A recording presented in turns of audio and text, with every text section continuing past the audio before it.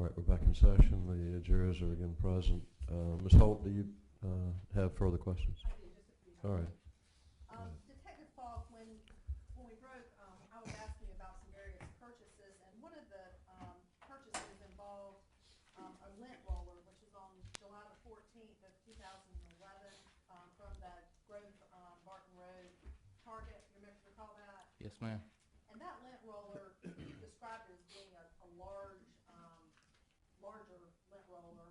Is it actually the kind that has like the long expandable handle so that you can roll it over a larger area? Yes, ma'am. In terms of the apartment at Bella Park Trail, you indicated that you went on the 20th with Agent Quick and Detective Hall, and at that point this case was a missing persons investigation.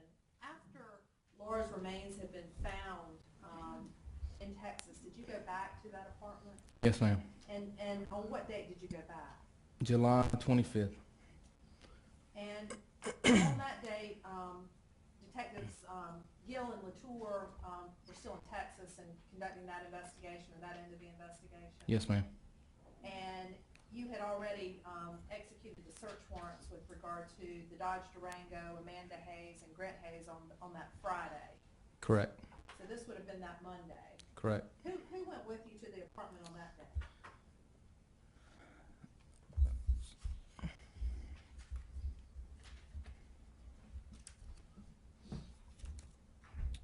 It's myself, Detective Hall, Detective Morse, Sergeant Privatelli, and CCBI Agent Mike Galloway. And at this point, after Laura's remains had been recovered in Texas, or some of her remains had been recovered at that point, what was your purpose in going back? The main purpose of this search warrant was to conduct some chemical testing, luminol testing, in the nighttime hours. That was the primary purpose of this. And on this occasion, when you were back at the Bella Park Trail apartment on the 25th, did you recover an item from the kitchen sink area? Yes, ma'am. And what specifically did you recover? It was a label for a Quickie brand scrub brush. It was inside the garbage disposal drain.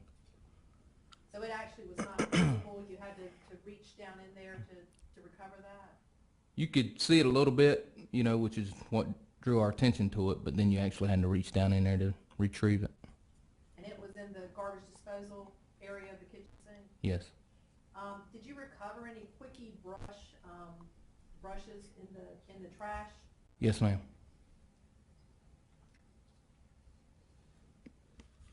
Now, you had indicated that you were present at the search of the trash, and that was on the 29th, is that right? Correct. And you and other investigators were aware that that dumpster was emptied every 2 weeks? Correct. And so that it had been emptied on the 15th, that Friday. That's right. And that dumpster that was taken from the Woodfield Glen Apartments, that was the only trash dumpster that was located as part of that apartment complex, is that right? Yes, ma'am. That's right. Can I approach the witness? You may.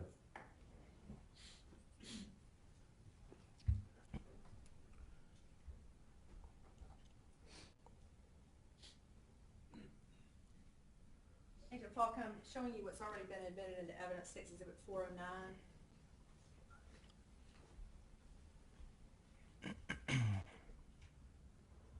And do you recognize that to be a photograph of the apartment building where 322 Bella Park Trail is located? Yes, ma'am.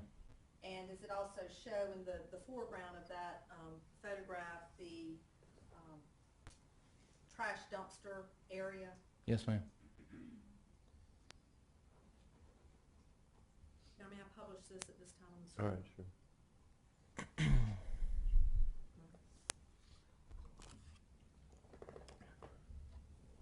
And is this the photograph, 6 Exhibit 409? Yes, it is. Okay. And the trash dumpster you indicated is in the foreground. We've previously seen pictures of that. Where is, can you use this exhibit to show where apartment 322 is located? Yes, ma'am. You can't actually see it, but you can, it's on the third floor, of course, but you can access it through that breezeway there. The apartment itself is around, if you go around the corner here, it will be on the other side over there.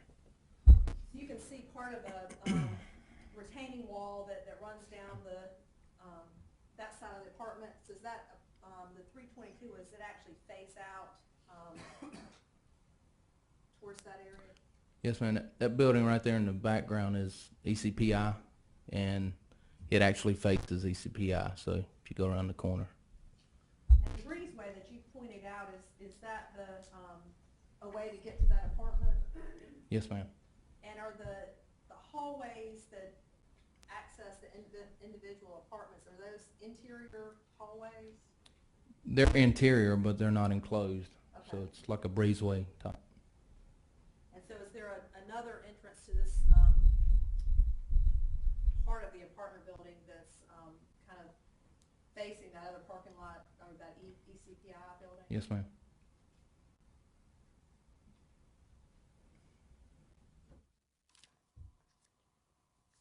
Thank you.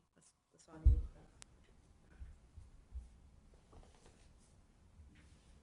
Detective Falk, as part of this investigation, other detectives have testified, and did it become important to you to know the last phone call that appeared to have been answered or placed from Laura Ackerson's phone on July the 13th of 2011? Yes, ma'am. And was that the phone call that was at 4:59? Yes, ma'am. And at that point, it's been testified that Laura's phone was hitting off the tower near Crabtree Valley Mall, which is there at the Beltline and Glenwood. Yes, ma'am. And as part of that investigation, did you estimate how long it would have taken her to get from that location to the defendant's apartment? Yes, ma'am. And how long was that? About 15 minutes, so she should be there around 5:15 p.m., 5:30 at the latest.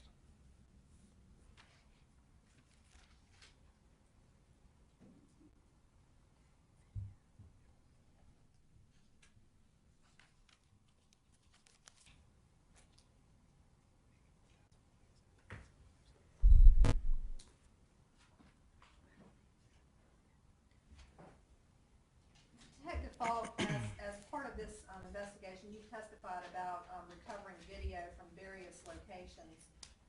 Did you recover video from the target located at 4841 Barton Road related to a transaction on July the 14th of 2011 at 5:31 p.m.? Yes, ma'am. And that's the transaction that you previously identified, in which bleach, Scott bath towels, gloves, electrical tape, an up clean eraser, and a lint roller were purchased. That's correct. And those were purchases made on a Visa credit card belonging to Amanda Hayes. Yes, ma'am. You indicated at that time that two packages of gloves were recovered, is that right? Yes, ma'am. I'm sorry, were purchased? That's correct. And in researching those product numbers, were you able to find out how many gloves were in each package? Each package contained 2 pairs of gloves, so you're talking a total of 4 gloves. 4 pairs?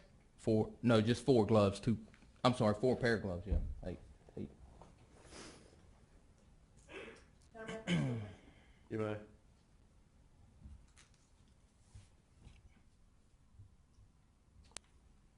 Detective Falk, I'm handing you what has been marked for identification purposes as State's Exhibit 585 and 586.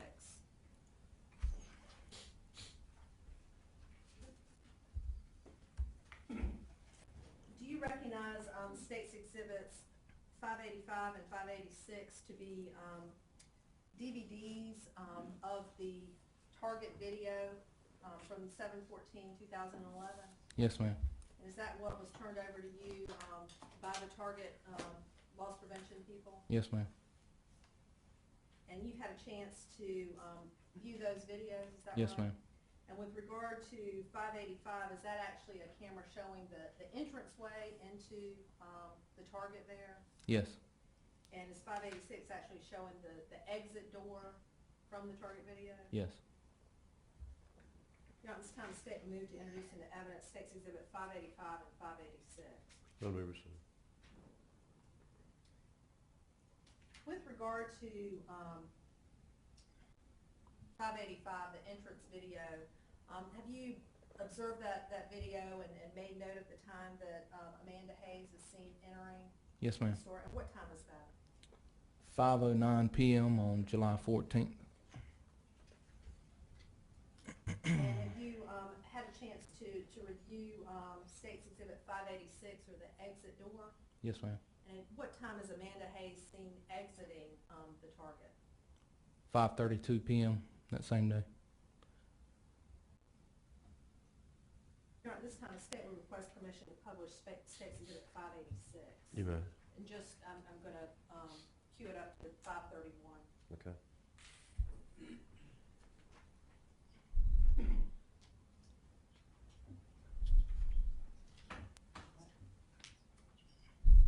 And Detective Fault, the frame of State's Exhibit 586 is, the video's not running yet, but it's got the date and time stamp in the left corner, is that right? Yes, ma'am. And that's showing 7/14/2011, 5:31 and 49 seconds in the PM, is that right? Yes, ma'am. And that would have been just after the purchase, which is shown actually at 5:31, is that right? Correct.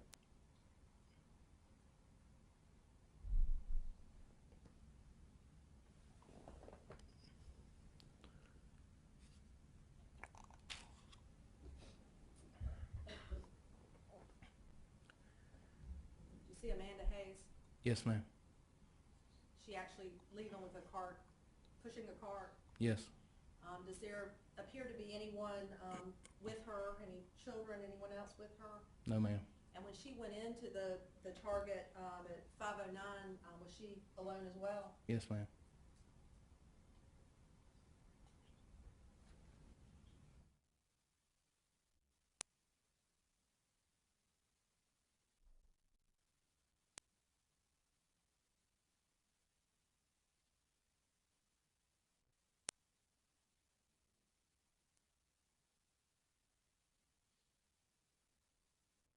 And Detective Falk, again, you were able to see some of the items in her cart, but the receipt that you received from Target indicated that among the other items, the bleach was purchased at this time. Yes, ma'am. And as I recall, there were also some additional food items that were also purchased. Thank you. I don't have any further questions at this time. All right, you have questions? Yes, Your Honor, thank you. Good afternoon, Detective Falk. Afternoon. You are what is known as the lead agent in this investigation, and am I characterizing you correctly? That's correct. And what the lead agent has the responsibility for doing is assimilating all of the information that's coming from all of the different officers, from Kinston to Texas to Wilson. That's your responsibility, isn't it? Putting it together in a book format to provide it to the prosecutor's office, to then we'll provide it, also a copy to the defense. And so you frankly are given the toughest job in the investigation, aren't you? I don't know about that, but Well, you've got to know it all, don't you? no, sir, I wouldn't agree with that. Well, you try to. We collect all the information at some point and put it together and compile it together. Now, when you first got the report, in this case, it was a report of a missing person, correct? Correct. And that report came from Kinston. That's correct.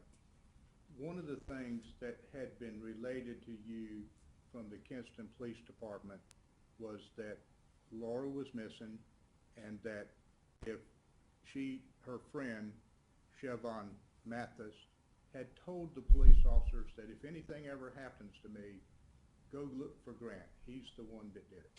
Did you have that information? That Siobhan said that? That Siobhan said that, or that the police relayed that to you, or did you have the information from some source?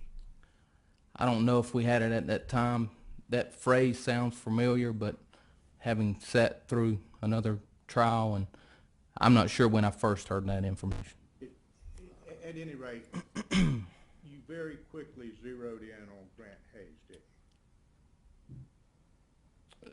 No, sir, not very quickly. Well, let me ask you this. You zeroed in on him fairly quickly. In what period of time would you say that you decided that he was someone of interest? The information that we had at the time was that Grant was going to the apartment. I mean, that Laura was going to the apartment that Grant and Amanda shared together where her kids were. And that was the last place, from the information that we had at the time, that she was known to be. So that's kind of, if that's what you're asking, that's kind of where our focus came, was that apartment. That was the last place that she was known to be. Known to be, yes, sir. How quickly did you learn that Grant and Laura were involved in a child custody dispute? I think that was fairly quickly. I think we might have known that in one of the, either in the initial meeting with the other homicide unit or either with the Kinston PD detective. And did you then begin to assimilate as much information as you could about Grant? We were gathering information about Grant throughout the investigation. It's one of the things that you do is go to your software that you have available to you as a police officer and obtain what's called an accurate report. Someone on the police department commonly does, yeah. Not necessarily me, but somebody. And are you one of the persons who reviews that accurate report? At times, yes, sir. May I approach the witness, Your Honor? You might.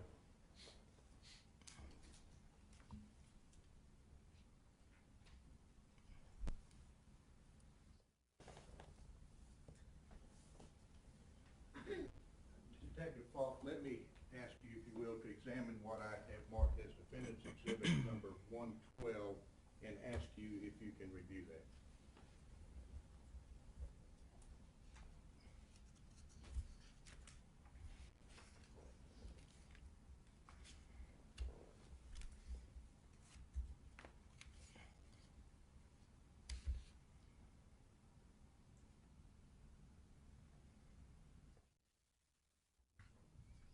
Do you recognize it? It appears to be an accurate report for Grant Hayes.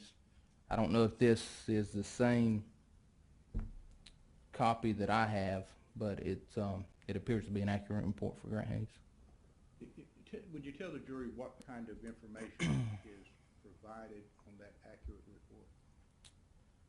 There's information, well, it gives the table of contents here, so subject information, potential subject photos, comprehensive report summary, warrant history, arrest history, other criminal history, sex offender registration, possible employers, address summary, address details. There's a whole list. You want me to continue? No, let me just ask you, you may want to flip over 3 or 4 or 5 pages there. Does it also reveal to you real parcels of real property that Grant Hayes either owns or is associated with? What page are you referring to? What page? I'm sorry, I don't have my copy in front of me. I can probably point it at you.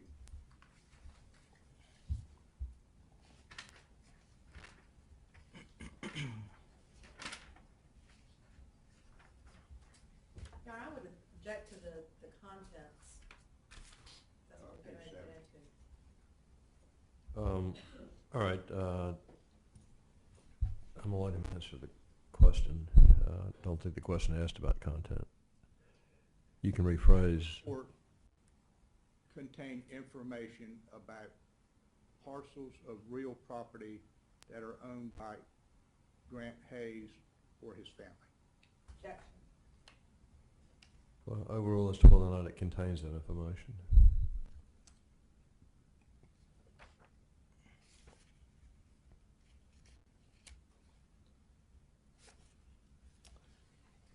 This says past property deeds, if that's what you're referring to. Yes, the property section. Does it tell you what properties are owned by either Grant or his mother or father? Jackson? Overall, he can answer as to whether or not it indicates that. As I read it, it says past property, so it's properties that were previously owned. You will flip on over, do you see current tax values for those parcels of property To the next section. through the next several pages?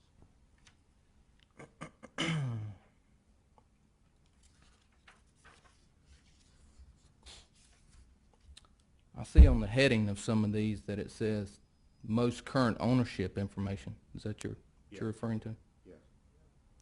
Does that indicate, who does that indicate are the most current owners of the parcels of property?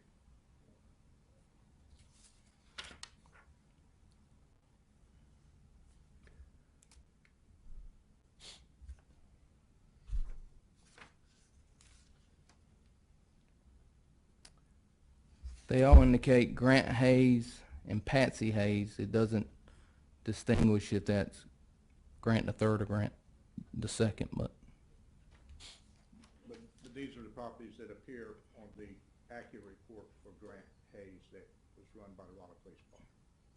again, I don't know if this is the same copy that I have, but this is an accurate report for Grant Hayes. And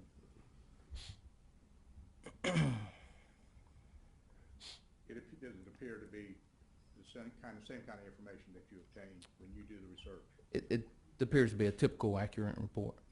Let me ask you if it identifies 9 parcels of property in Kinston, North Carolina. 9 past property deeds. Yes, sir.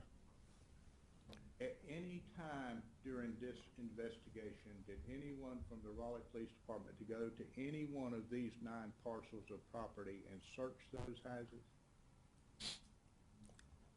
As I'm reading it, these were previously owned. So to search someone else's property, no, sir. Well, these contain current tax values by the current owners, don't they? As I'm reading it, it says year 2010, tax year 2009,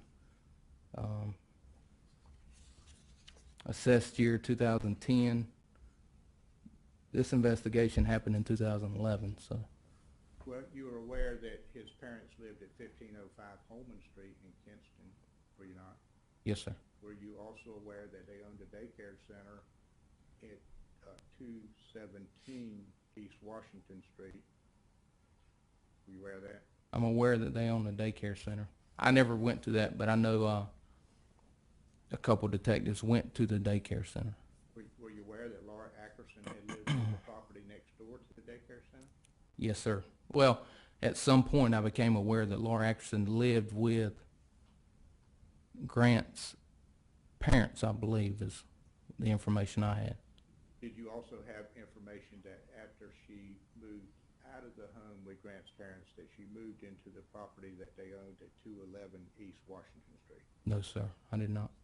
So no properties in Kinston have been searched with the exception of the parents' home at 1505 Holman Street And Laura's home. and Laura's home. Okay. Mhm. Let me ask you this. In the early stages of the investigation,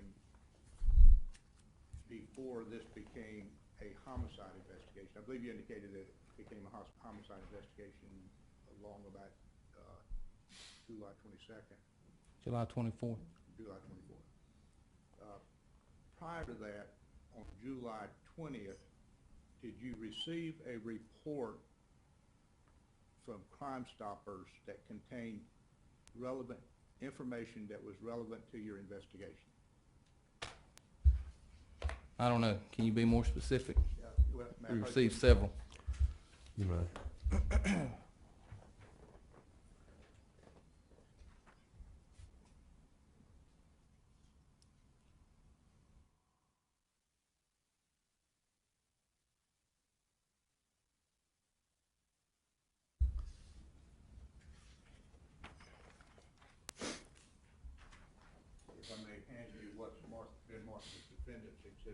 20.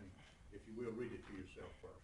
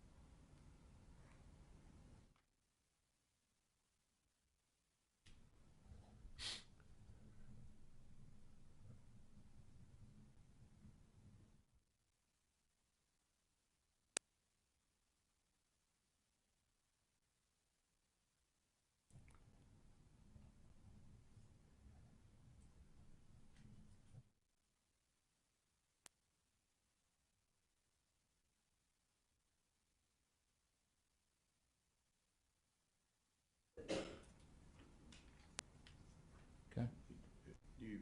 Did you have access to that information? Yes, sir, it sounds familiar. Would you read that report to the jury? Objection, hearsay? Let me see it.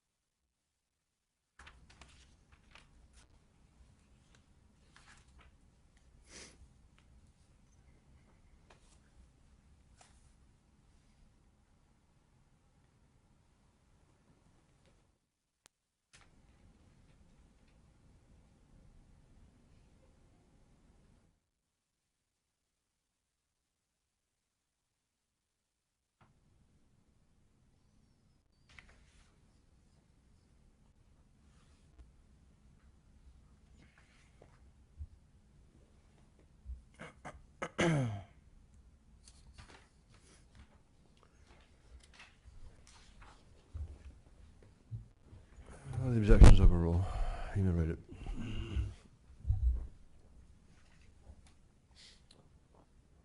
Reported by anonymous, gives a phone number 919-327-7804.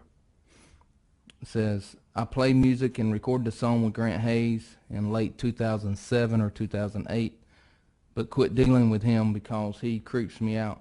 I only knew him for about 3 weeks, and during that time I practiced at his house a lot, but felt uncomfortable because of the type of friends that he had. I do not know if he has anything to do with his wife's disappearance, but it is possible.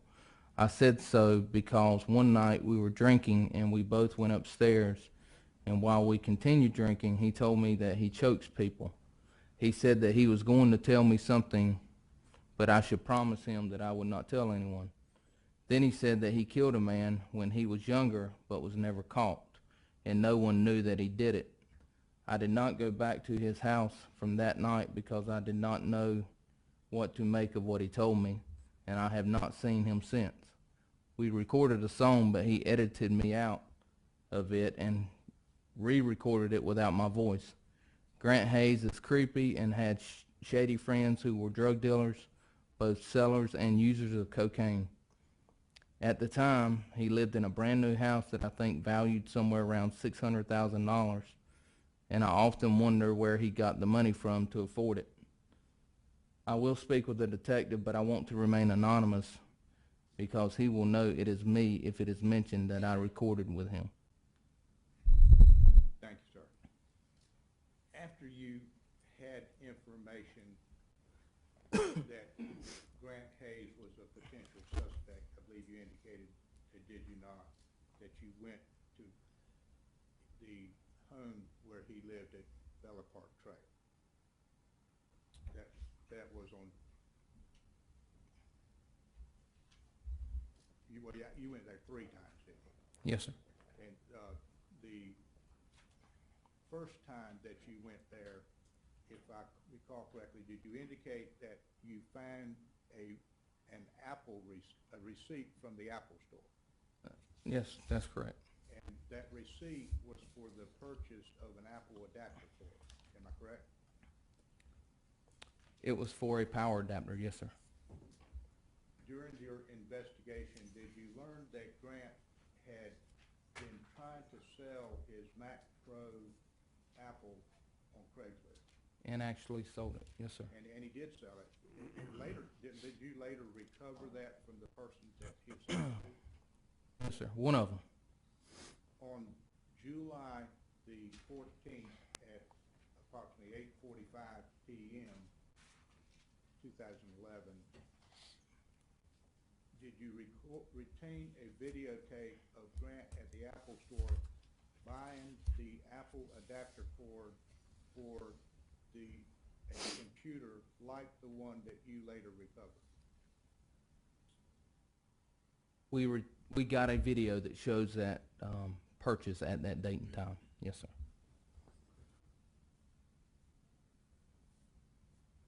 Now, let me ask you this. The apartment that Grant and Amanda lived in at Bella Park Trail was on the 2nd floor, correct? Third. Well, it's 2 flights of stairs. Right, but it's the 3rd level apartment. The first That's- level is actually the basement. That's correct. And then you go up two levels of stairs to the apartment. Mm-hmm. Now, the stairs come at the second, as you go up the first level, you make a left turn and go up the 2nd level, correct? Mm-hmm. And then right there on your left is the apartment door. I'm assuming you're coming in from the ECPI side. Right, if you're coming in from the parking area. Right. Yes, sir. So the apartment would adjoin the stairs going down to the parking lot. Correct? There's a set of stairs right there beside the apartment. Right. Mhm. There's also an elevator in that building. That's correct. And that's down the hall. Mm-hmm. Now, do you recall how closely you can park a vehicle to the bottom of the stairs once you come down from apartment 322? If you're coming down that set of stairs, well, probably either side, there's an area about the width of a sidewalk that's a raised curb, and then you step off into the parking lot.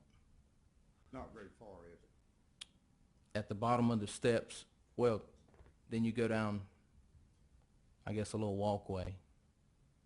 And then once you come to the edge of the building, I would say there's 6 to 8 feet before you actually are at the curb line. Now, when you were looking at the camera that was recovered in this case, you were looking for photographs that had been taken prior to July 13th, weren't you? I'm assuming you're talking about the Sony digital camera recovered from Yes, sir. Amanda the, Hayes? The Sony digital camera. Looking at photos when? I'm sorry. After you retrieved the camera, I believe you indicated you got the camera when you searched Amanda Correct. down in Kinston. Correct. And then it was downloaded for the photographs, am I right? For all photographs. And you went back and reviewed those photographs to determine what had been in the apartment versus what was missing from the apartment when you searched it. Is that right? That wasn't the initial reasoning for doing that, but while examining the photos, there were several pictures that showed the inside of the apartment, and it was obvious at that time that, hey, these items were not in the bathroom at that time, these rugs were not in the kitchen at that time, this rug was not by the front door at that time, this bleach stain was not at the front door by that time. So that was not the reasoning for going to look at the pictures, but they became It was obvious when we were looking at them. And some of those items you later find in the trash container, correct? Say that again, sorry. You later, when you search the trash container, you find some of those small rugs that you pointed out in the trash container. Yes, sir. Let me ask you this. When you reviewed the photographs taken from the camera that were taken prior to July 13th, 2011, do you recall seeing a large rug beneath the kitchen table? Yes, sir.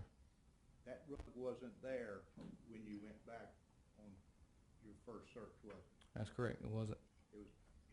But the print of the rug was on the floor beneath the table, wasn't it?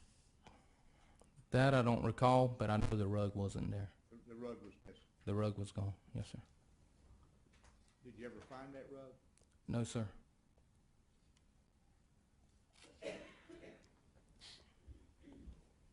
When you searched Amanda in Kinston, I believe that you indicated that you recovered a number of personal items from her, such as credit cards and driver's license, things of that nature. Made copies of those You sort of made things. copies of them and gave them back. Yes, sir. All of her identification was in the name of Amanda Smith, wasn't it? That's not correct. Well, actually, there was a RBC card that was in her name, Amanda Hayes, wasn't it? Was that That- the only thing? From my recollection, that's correct, and then the copies that I just looked at, I can't make them out, so I can't say that that was the only thing, but from what I know, that was the only card that said Amanda Hayes. And her driver's license was a New York driver's license in the name of Amanda Smith. There were two, and they both said Amanda Smith. And did you ever find anywhere that Amanda Smith had obtained a new North Carolina driver's license in the name of Amanda Hayes? I don't think so. I think she had some vehicles registered under the name Amanda Smith. Amanda Hayes. I believe it actually said Amanda Smith Hayes, if I remember correctly, but not a driver's license. And you also checked the apartment lease at Bella Park Trail, didn't you? Yes, sir. Someone did. That was in the name of Amanda Smith, wasn't it? I don't recall. Do you remember? I do not. I didn't actually do that, but I know it was done, but I don't recall what that name was. During your investigation, did you learn that Grant associated with some shady characters? Objection. Sustained, shady characters? Criminals. Sustained. Did you learn that he associated with criminals? Objection. Overall. I don't believe that we learned that he associated with criminals. Do you recall running criminal history checks on various individuals that you had identified as being his friends? Be specific, please. I'm not sure who. You remember Samjir, Sanjay? Samir. I know I spoke with him. I don't know about a criminal history. How about Paul Hutchins? That name sounds familiar, but I'm not sure about a criminal history. How about Frankie Goodrich? I don't know if he was ever interviewed.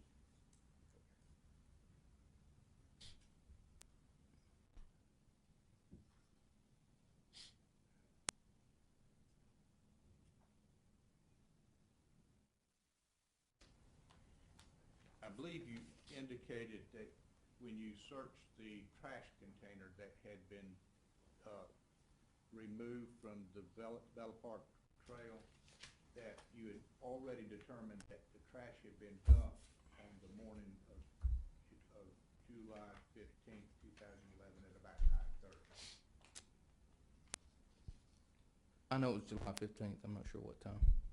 And the things that you find in the trash container would have had to have been put in the trash container after it had been picked up, correct? Between July 15th and July 29th. Yes, sir. Let me ask you,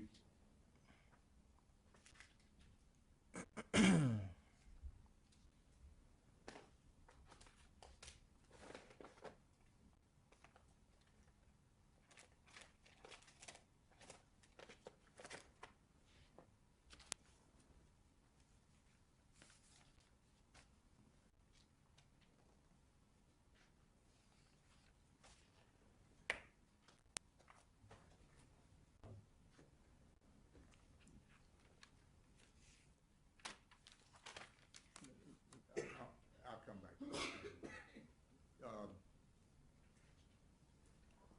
Were you present when Grant Hayes was arrested?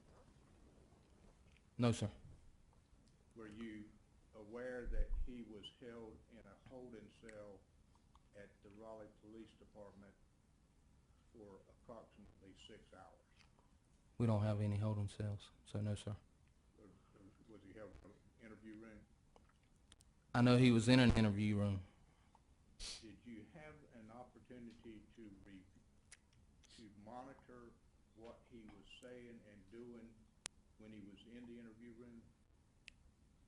Yes, sir. May I approach the witness, Your Honor? All right.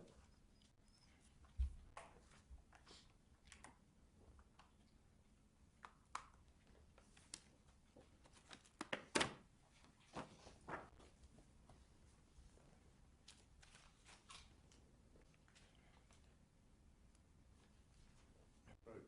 All right. He asked me to examine what I have marked as Defendant's Exhibit number 31 and ask you if that's a DVD recording of Grant Hayes in the Raleigh Police Department interview room. I don't know if it is. That's Without that's saying- what it says. Yes, sir. But it says interview Grant Hayes. Let me ask you to examine what I've marked as Defendant's Exhibit number 30 and ask you if you can identify that exhibit.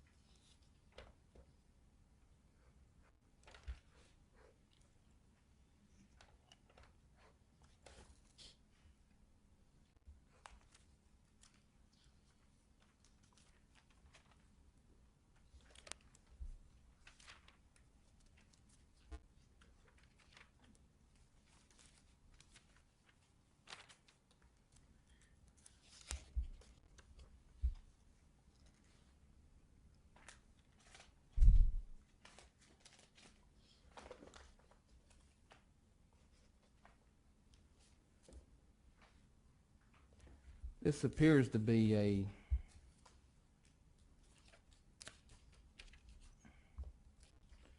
transcript of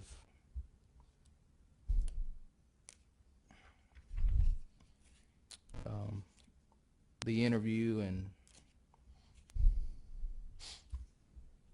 I guess what was going on inside the interview room at the time Grant Hayes was in there.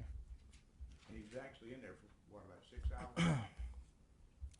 I don't know because at one point I left and went home, and so I don't know the total time that he was in there. Are you aware that there were long periods of silence while he was in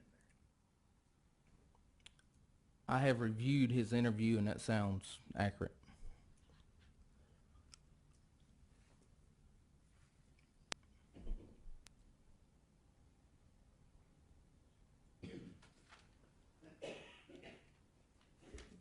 Were you monitoring Grant Hayes's mail from the Wake County Detention Center? I had requested his mail, and at times would receive some. And may I approach the witness, Your Honor? All right.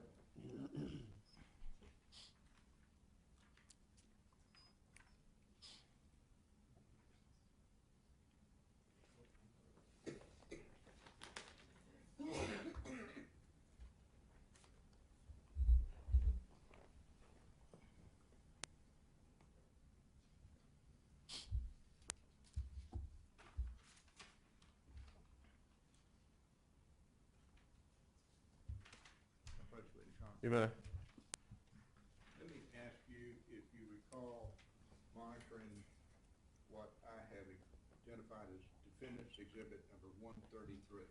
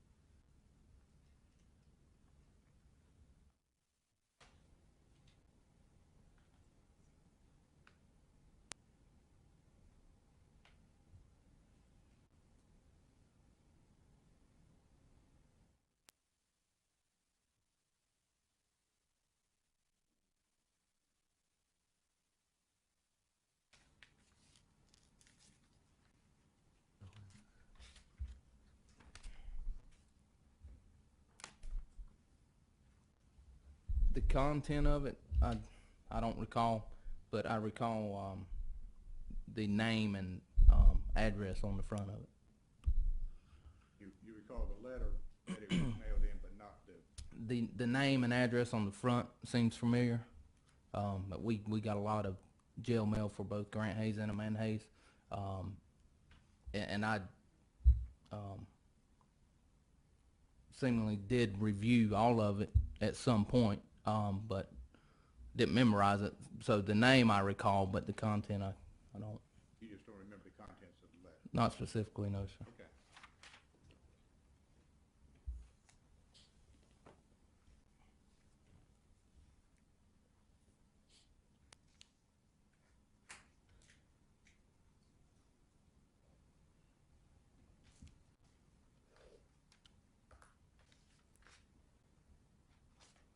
If I may approach the witness, th-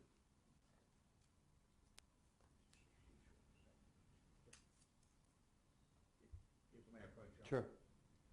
Let me hand you what has been marked as Defendant's Exhibit number 37 and ask you if that is the same spreadsheet that you referred to earlier in the state stop.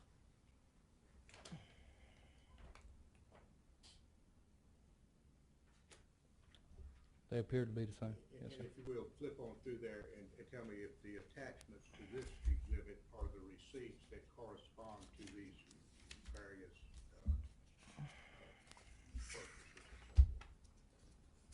purchases.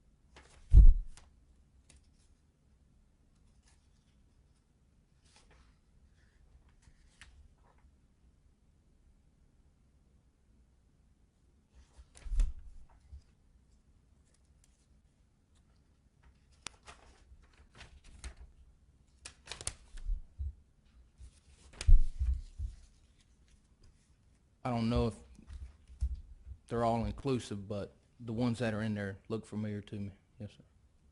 Let me direct your attention to the second item on the list, 1:12 a.m. on July 14th, 2011.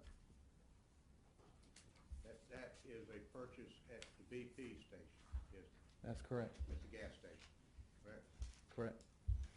He bought, spent $29 grant, spent $29.18 at that gas station, didn't he? Well, again, I can tell you that the card that's issued to him was used for that particular transaction. There's no video, so I can't say who was using the card, but I know it's the card that's issued to him. The card with the digits 465, ending with the digits 4655. That's correct. And that's the one that Grant had in his possession. That's correct. On July 22nd. When Yes, you sir. searched it. Yes, sir. Go down to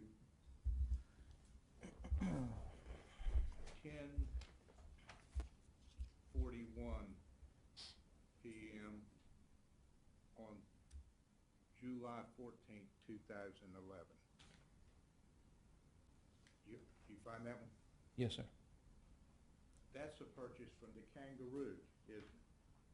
Yes, sir. That's also a gas station, isn't it? That's correct. At that time, he spent 40, and again, we're talking about the card ending 4655, correct? That's correct. He spent $41.58 on gas there, didn't he? And again, I can't say he or she or who, but that card. That Yes. card was used, Yes, sir. okay? Now, go to go to July 15th, 5:56 p.m. at the Sheet Station in Wilson. You have that? Yes, sir. Again, that card ending with 4655 bought $33.64 for the gas. Or whoever had that card bought $33.64 worth of gas.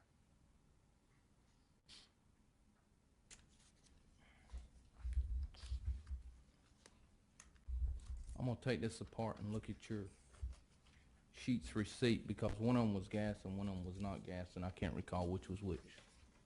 If you will, if you'll flip over to the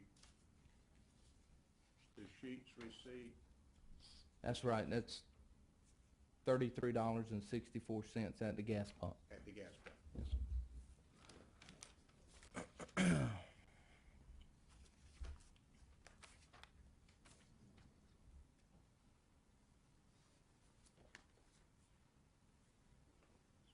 So from 1:12 a.m.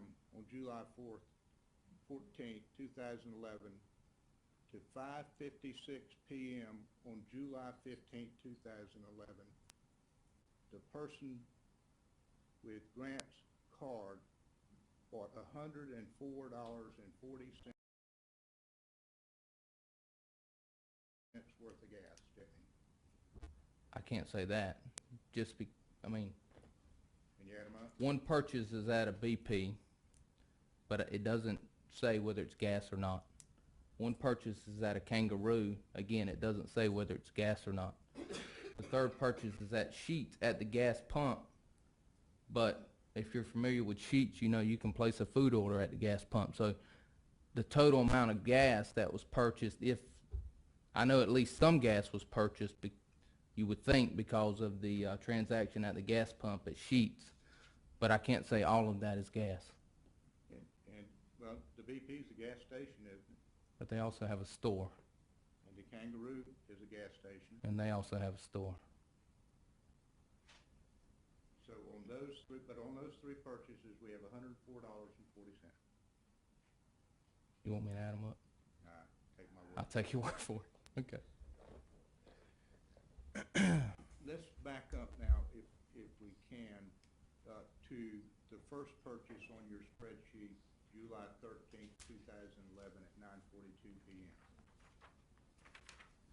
If you will go to the receipt, which I believe is marked 37A.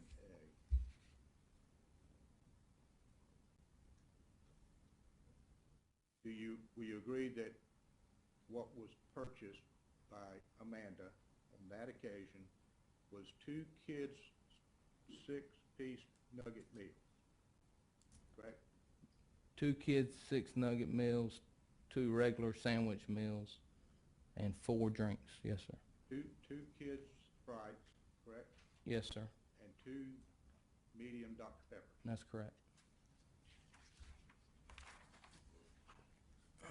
The next item is that purchase, 37B, is that purchase that he made at the BP station at 1:12 a.m., correct? And again, you said he, but I can't say if it's he or she. The person with Grant's card That's correct.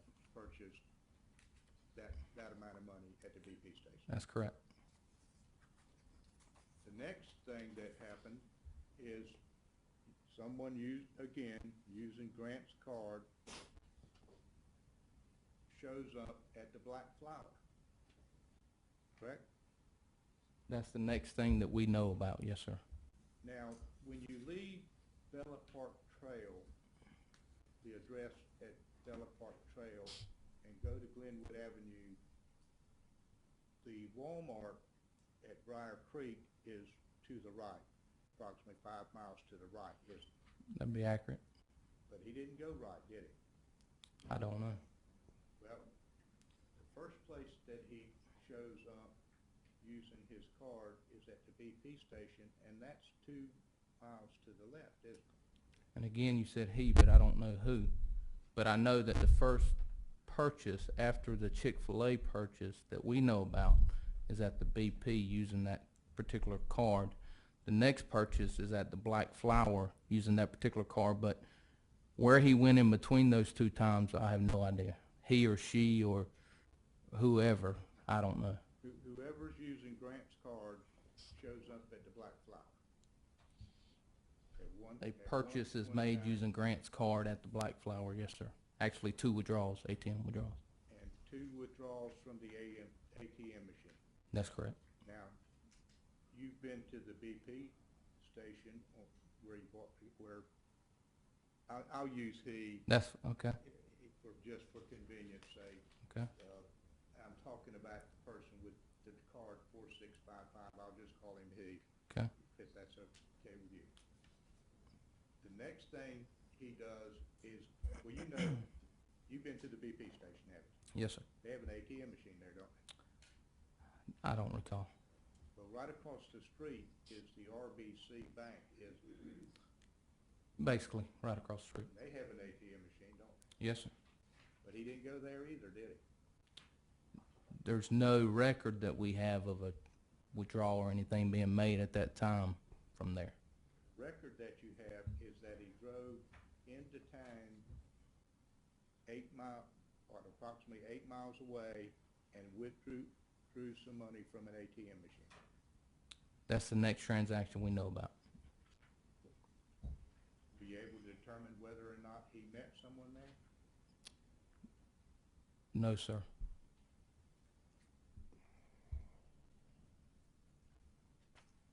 What is the Black Flower?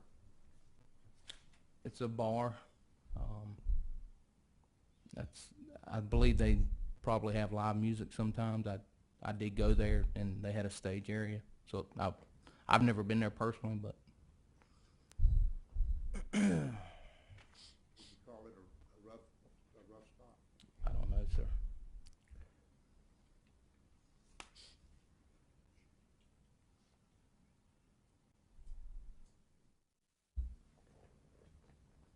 The next stop that we have with this card that Grant had being used is at the Walmart at Briar Creek, correct? That's correct.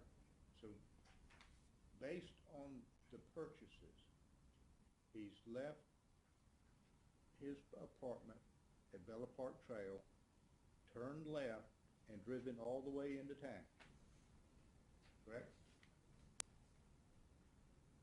There's a lot of assumptions in that question, so I don't know how to answer it. Well, let's base it on how we're able to track him. We're able to track him with the card, aren't we?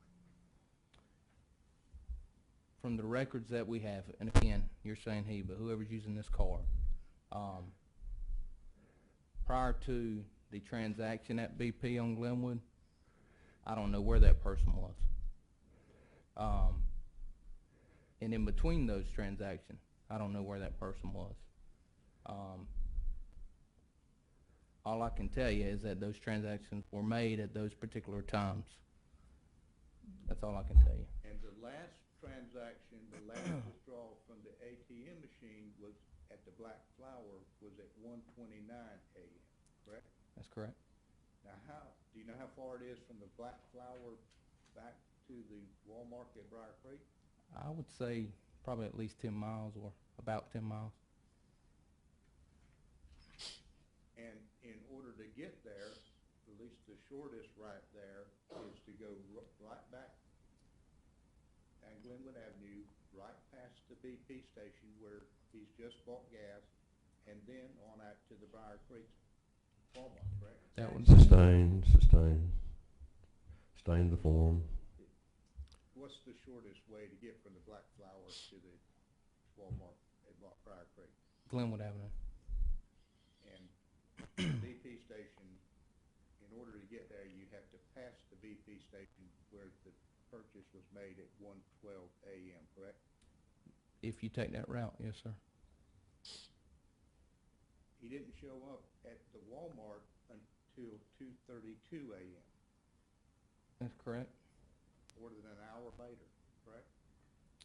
After the last ATM withdrawal. After his last ATM purchase, he shows up at the Walmart using or buying things, this time with cash, correct? That's a cash purchase, yes, sir.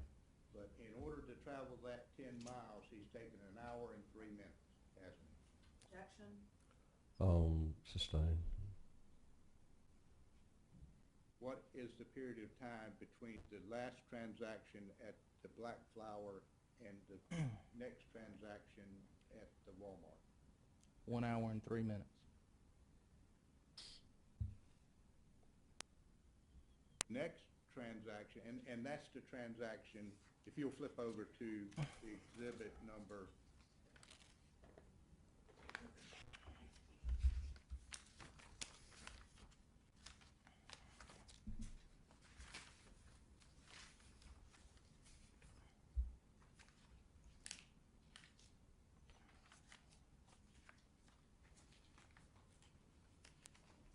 Well, I don't see it in mine. When he got to the Walmart at Briar Creek, that's where he bought the skill saw, isn't it? That's correct. And he paid cash for it, didn't he? And other items, yes, sir. And he bought some other items, a skill saw and bags and tarps, things of that nature. Correct. One of the things he bought was one pair of goggles, correct? That's correct. You later, when you searched the trash container, you found that pair of goggles in the trash container, didn't you? That's correct. And they had not been opened, had they? I believe they had, but Were they, I thought they had. were they still in the container when the photograph was taken while they were in the trash container? To my recollection, I thought the packaging was open, and they were inside, but the packaging was open. So you think they've been opened and then put back into the original container? I don't know. Again, that's why we take pictures, but to my recollection, that's how it was. To your knowledge, was any substance, any bodily fluid, whatever, found on those goggles? No, sir. And you only found one pair of goggles in the trash container, didn't you? I believe that's correct. You also found in the trash container a white shirt that was had mildew, was moist, and had dirt on it. That's correct. You also found a pair of gray underwear that had dirt around the top band of the underwear. I can't recall where the dirt was, but that would probably be accurate. You also found in that trash container 6 bags of ice. Am I correct? That sounds accurate. I said 5 to 6 earlier, and I think that sounds right. Had you found any place between 1:12 a.m. on July 14th and 6:48 a.m. on Saturday, July 16th, Grant Hayes had purchased ice from any other source? We didn't find any other purchase of any other additional bags of ice except for the one on July 16th at 6:48 a.m. At the Walmart at Briar Creek. Yes, sir. We don't know where he bought those other 3 bags of ice, do we? I don't know who bought them. They're in the trash container with the 3 that he bought, weren't they? They were all in the trash together.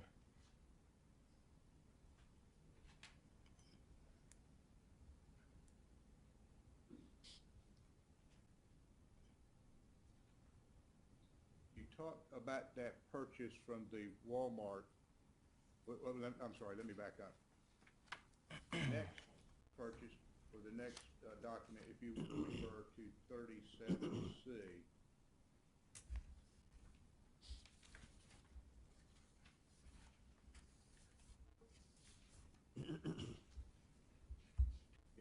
That's the deposit at the RBC in Kinston, at the Kinston Plaza Boulevard, isn't it?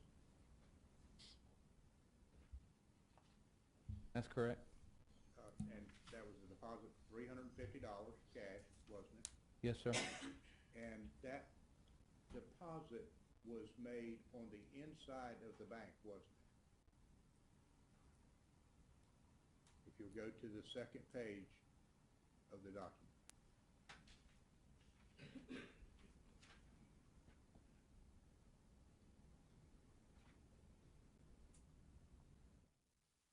I don't recall that from our investigation. I'm assuming that you're referring to some writing up here, but I don't recall if it was inside or at the teller window outside or. Well, it says teller number 005, doesn't it? It says teller number 005. And it says 7-/14-2011, doesn't it? It does. And you know the banks don't open before 9 o'clock, do they? Typically banks open at 9 o'clock, that's right. If you will, go over to the next exhibit, 37D, and that corresponds with the purchase from the Target on July the 15th, 5:31 p.m. You see that one? Yes, sir. That's the purchase that Amanda made, isn't it? That's correct. Do you have the receipt in front of you? Yes, sir. You had indicated earlier that she bought 2 pairs of gloves. Actually 4 pair. If I recall, each glove package contained 2 pair. The package contained 2 pairs in each package. Yes, sir. She also bought some plums. See that on there? Some plums. Yes, sir. You see that she bought some Betty Crocker mix, Betty Crocker something? Mm-hmm. Lipton tea, Yes, sir.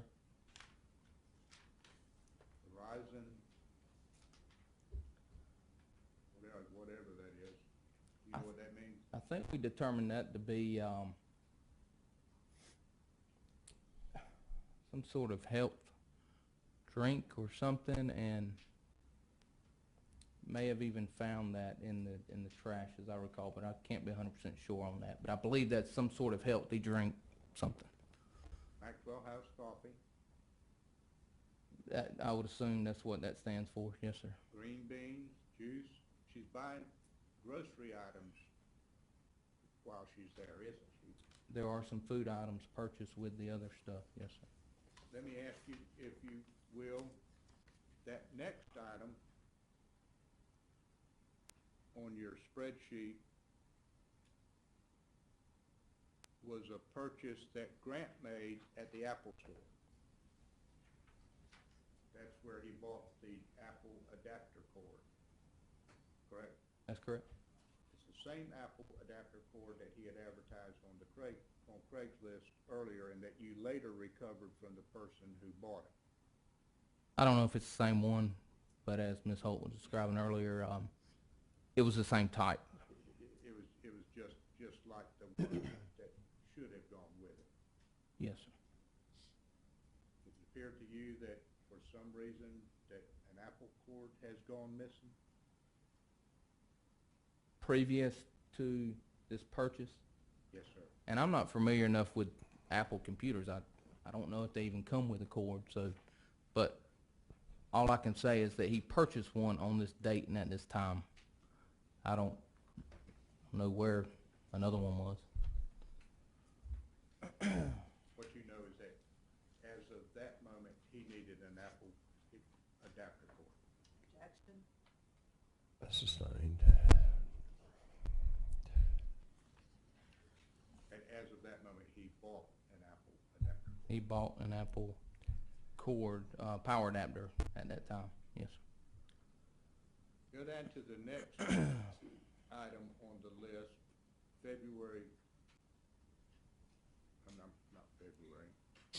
July 15th, 2011 at 12:25 p.m. That is from the Walmart across from the BP station, isn't it? That's correct. And that's where he buys those 6 duffel bags, isn't it?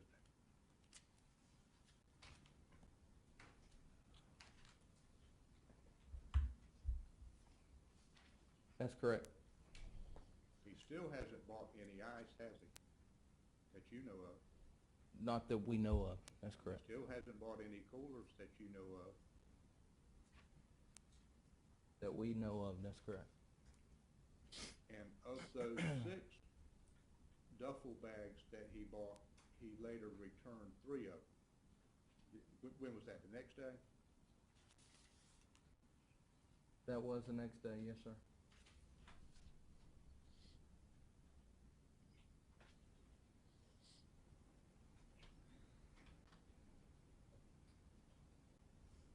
Now, that purchase was at what time, 12:25 on Friday the 25th, Friday the 15th?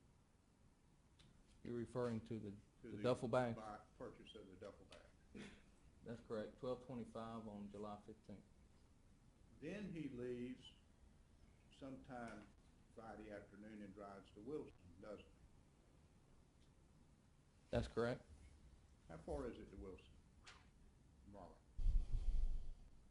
Raleigh. I would guess 30 minutes. No, probably closer to 45 to an hour, maybe. Would 63 miles sound about right? Again, I'll take your word for it.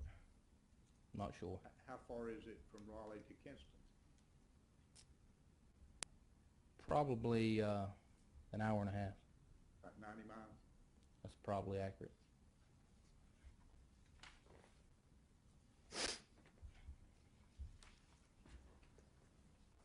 Now, one of the receipts that you find doesn't appear on your spreadsheet, does it? Do you recall a receipt from the BP station using that same credit card at 11:25 p.m. on July 15th, just before midnight? I'm assuming you're talking about Exhibit 37J. 37J, yes, sir. That's right, because it didn't appear in the bank records, and the way that I came to have this receipt was I contacted this store gave them the information, the last four of the credit card, and learned that another purchase had been made with a card with the same last four digits on this date and time, but because it did not show up in the bank records, it didn't look like it was associated with that account, so maybe it was a different card altogether associated with something else. Different card with the same number at the same BP station where he had bought gas the night before. The same last four numbers. Last four The numbers. first 12 numbers, we don't know. Well, look at that receipt closely, if you will, and let me ask you if the purchase is for 200 phone minutes, 200 phone cards. It says 200 phone card quantity two, $4, right? $4. And you know you can't buy 200-minute phone cards for $4, can you? I don't know that. You know how much a 100-minute phone card costs? I've never had a prepaid phone. Do you see that on that receipt that the merchant credited the card for the purchase? Say that again? The merchant who handled the transaction gave whoever used that card a credit. I don't see where you're referring to. Look like the word, below the word total. Okay. You see that if the card was credited with $4? Well, I'm taking that as a credit sale versus a cash sale. So where it says credit, it's because I'll read it as it's because a credit card was used. If cash had been used to make that purchase, I would assume that it would say cash. That's the way I'm reading it. Well, is the other way that you can read that, is it not, that it got rang up wrong? I can't speak to that. You don't know, because you don't know how much a phone card costs. You're asking me if it's a possibility that someone else may interpret something differently. I can't speak to that. But the chart, nevertheless, the last four digits on that credit was 4655, the same number that was on Grant's card. The same last four. But again, this doesn't show up on the bank records. So you would assume that it's not the card issued to Grant Hayes.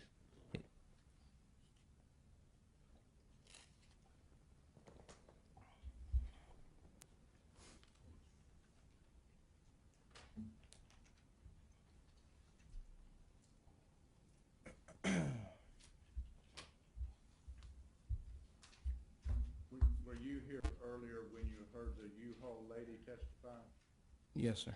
that Grant had told her he had been up all night? That sounds accurate. The next time the card gets used with those, I'm sorry, the next time the card gets used is Grant uses cash, doesn't he? What date and time are you talking about, sir? Look at 6:48 a.m. on July the 16th at the Walmart at Briar Creek. That is a cash purchase. That's a cash Yes, sir. purchase. That's the first time that you have any record of him purchasing ice, correct? That's the first time that we have any record of that, yep. It's also the first time you have any record of him purchasing a cooler, isn't it? That's correct.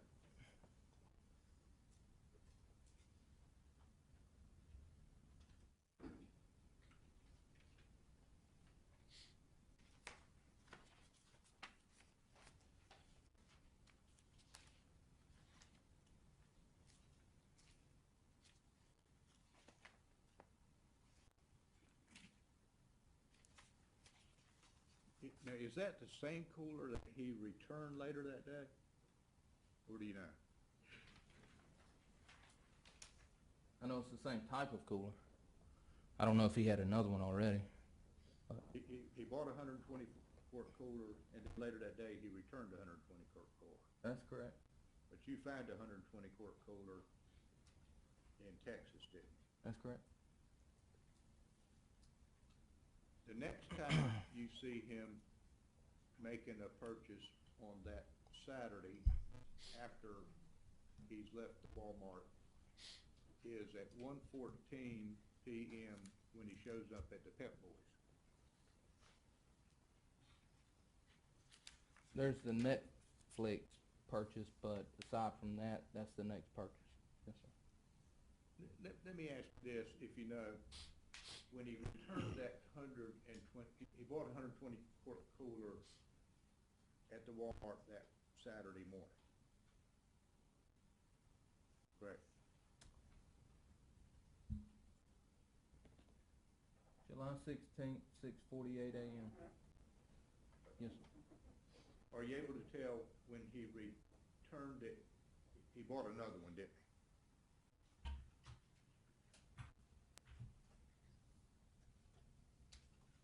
he? He returned it. I'm sorry. He bought it at 6:48.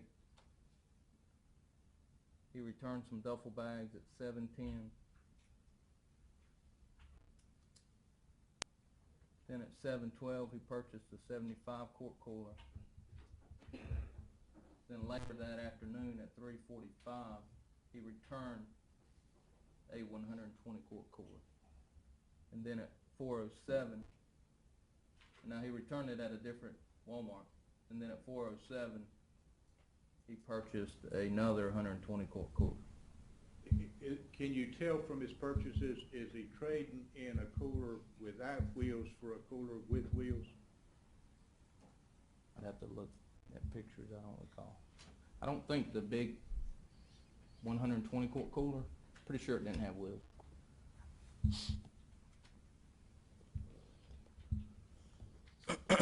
Then going down July 16th at 8:10 p.m.,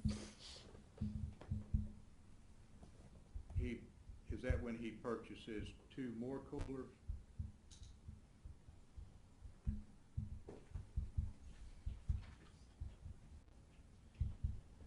At the Target? That's correct. And he paid cash there too, didn't he? Yes, sir.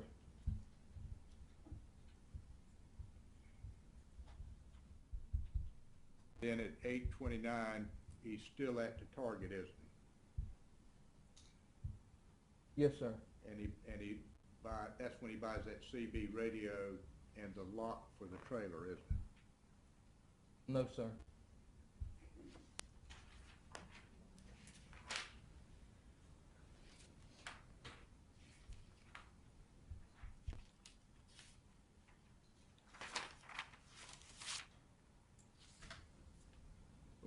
What did he buy then? He bought some Glad trash bags, toilet brush, and a towel. When did he buy that CB radio? That was at 4:07 p.m. from Walmart at Town Ridge that same day.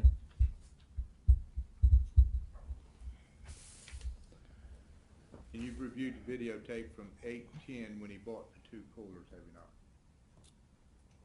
Yes, sir. And that was Grant making that purchase, wasn't it?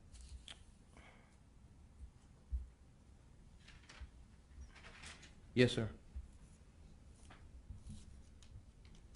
At 11:12 p.m., he's at the Walmart across from the BP station, right?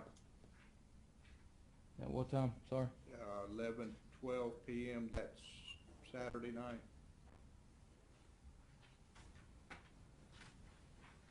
He's at the Walmart at 6600 Glenwood Avenue. Yes, sir.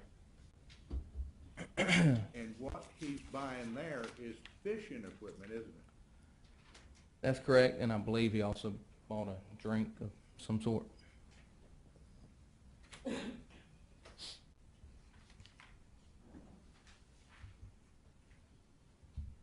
Now, that receipt that was recovered in Texas from the Motel 6, that was in the name of Amanda Smith, wasn't it? That's correct. The very same driver's license that Amanda had in her possession in Kinston. I don't recall if a driver's license number was documented on the receipt, but I know it said Amanda Smith, and I know it said New York, New York.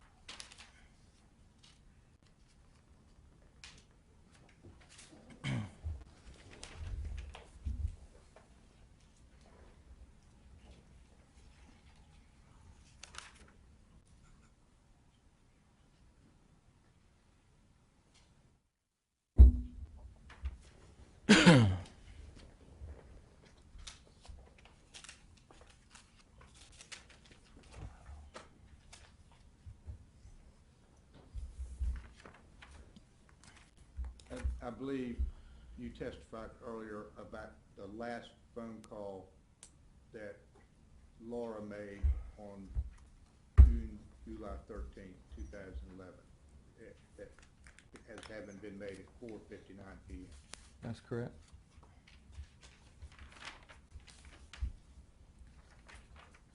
Now approach the witness, Your Honor. Sure.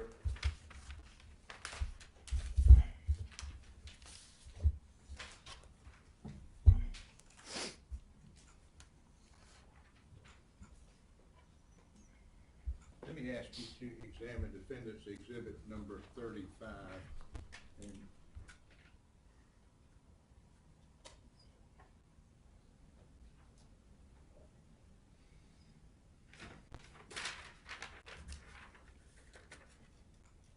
the call that you were talking about.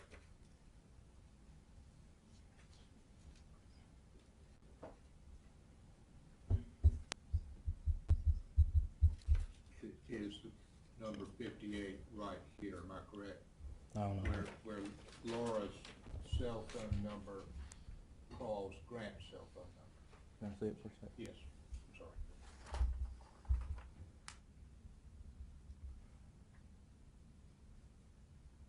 I believe that was a number that was associated with Amanda Hayes, but it calls the phone number ending in 7651.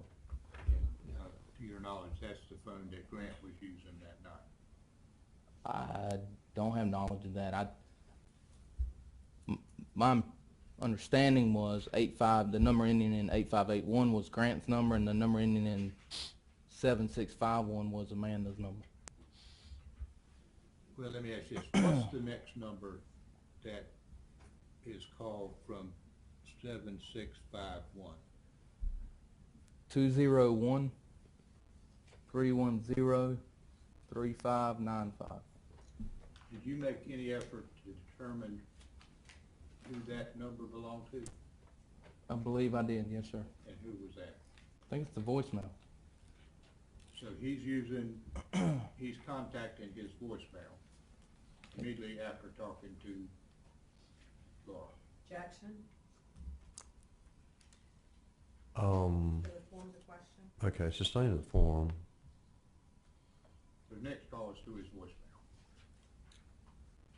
The next call, which is almost an hour later, is to a voicemail.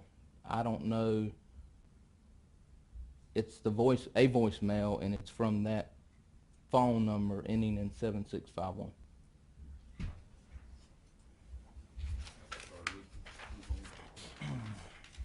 Neither one of us apparently are good at reading upside down.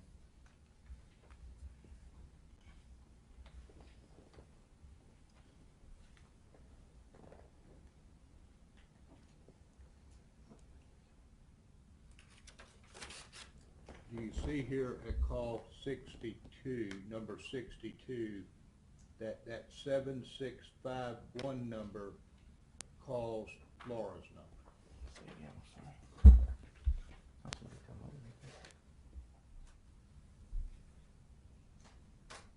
On July 13th, 2011, at 6:37 p.m., there is a call from the 7651 number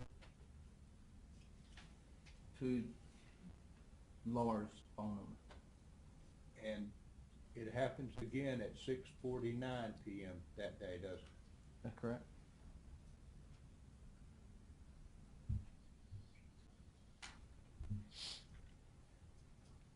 Then there's a call from a number in a 252 exchange to the 7651 number, correct? At 6:59 p.m. And then you've got a gap of 142 minutes before there's another phone call on that phone, isn't there? Not adding it up, but from 6:59 p.m. to 8:42 p.m. There are no calls, there are was there? no call.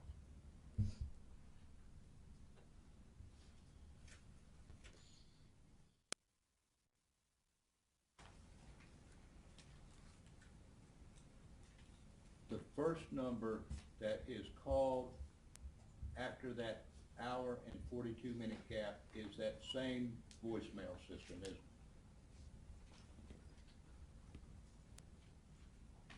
The call at 8:42 p.m. is to the same 201 number, which I believe I determined was a voicemail. Thanks, sir.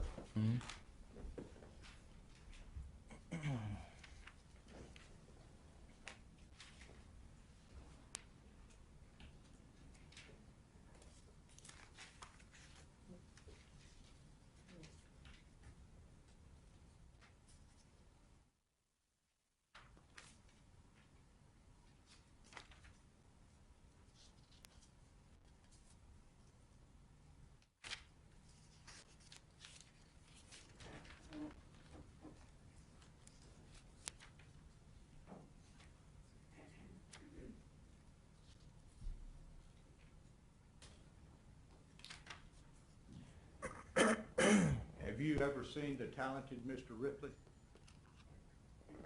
No, sir. Have you ever seen the Stepford Wives? No, sir.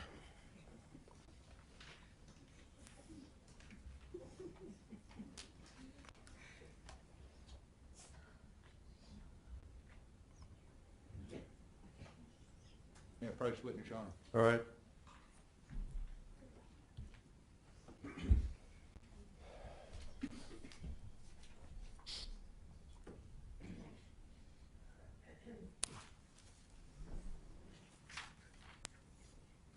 Your Honor, at this time, I would offer to play the interview of Grant Hayes at the Raleigh Police Department on the screen and have Detective Falk read the transcript as we move along.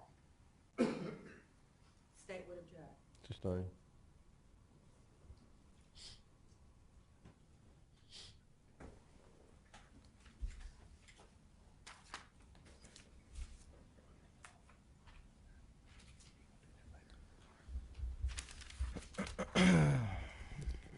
Sustained on the state's case.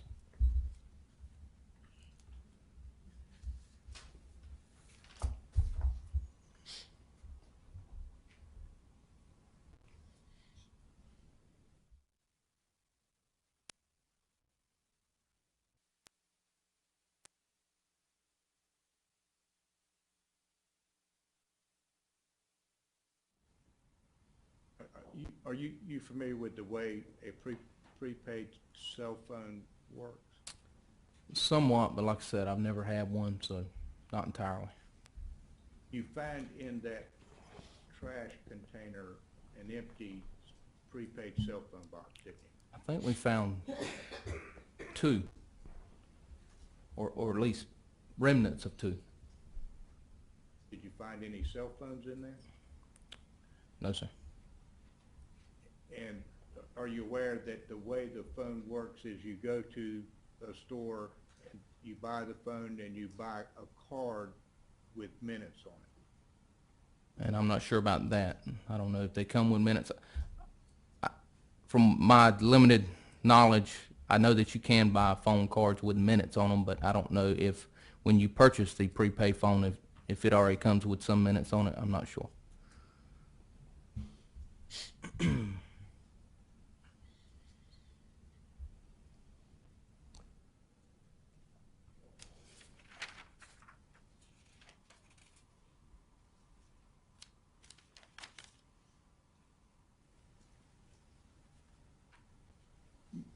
Did you review Laura's diary? At some point, yes, sir. Do you recall from the diary that she stopped taking notes about mid-March 2011 and didn't begin taking notes again until June 1st of 2011? I recall there were some breaks, and I believe you asked someone else earlier about those dates, and that person was able to look in there and say that, but I recall there were some breaks where nothing was written in there.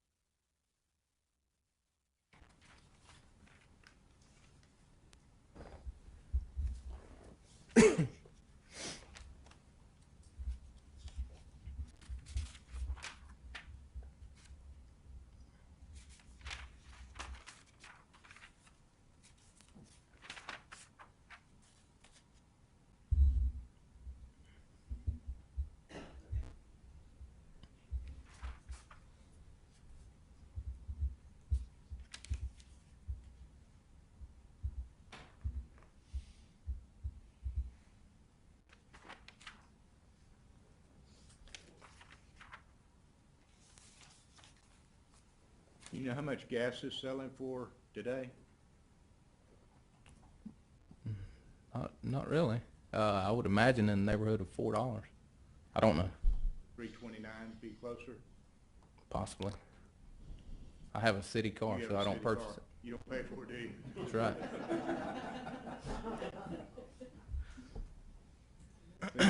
You don't know, I take it what it was selling for in July 2011 either. No, sir. City was paying for it then too, wasn't it? I believe so.